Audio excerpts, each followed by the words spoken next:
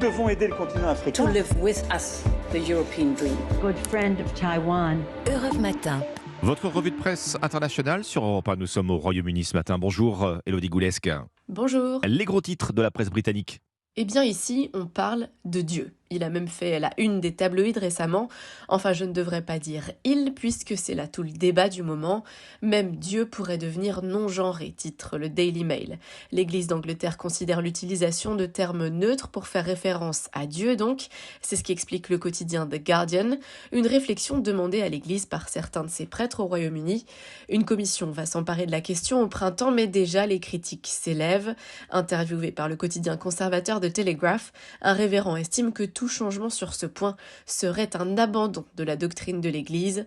De son côté, l'hebdomadaire de gauche New Statesman estime qu'un Dieu non-genré est loin d'être révolutionnaire. Bref, vous le voyez, le sujet fait déjà débat ici. Nous sommes maintenant au Liban avec vous, Inès Gilles. De quoi parlent les journaux libanais ?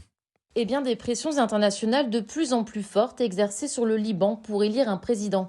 Depuis fin octobre et le départ de Michel Aoun, le pays est privé d'un chef à cause des divisions au sein du Parlement libanais. Comme le rappelle le site web The Arab Weekly, le vide à la tête de l'État est alarmant. Aucun gouvernement n'a été formé à cette heure. Lundi dernier, une réunion a été organisée à Paris avec des diplomates représentant l'Égypte, la France, le Qatar, les États-Unis, l'Arabie saoudite et le président du Parlement libanais. Selon l'Orient le Jour, ces pays proches du Liban ont mis en garde. Le fait de ne pas élire un président conduira à une remise en cause des relations avec Beyrouth. Cet avertissement, il intervient alors que le Liban est plongé dans une profonde crise financière depuis 4 ans, affirme The National. Le pays ne pourra pas s'en relever isolé. Une dernière étape en Argentine avec vous, Flora Genoux, à la une des journaux argentins. La baisse du prix de la viande de bœuf au pays de l'inflation galopante, 95% en 2022. Les autorités ont négocié des prix de vente en recul de 35%.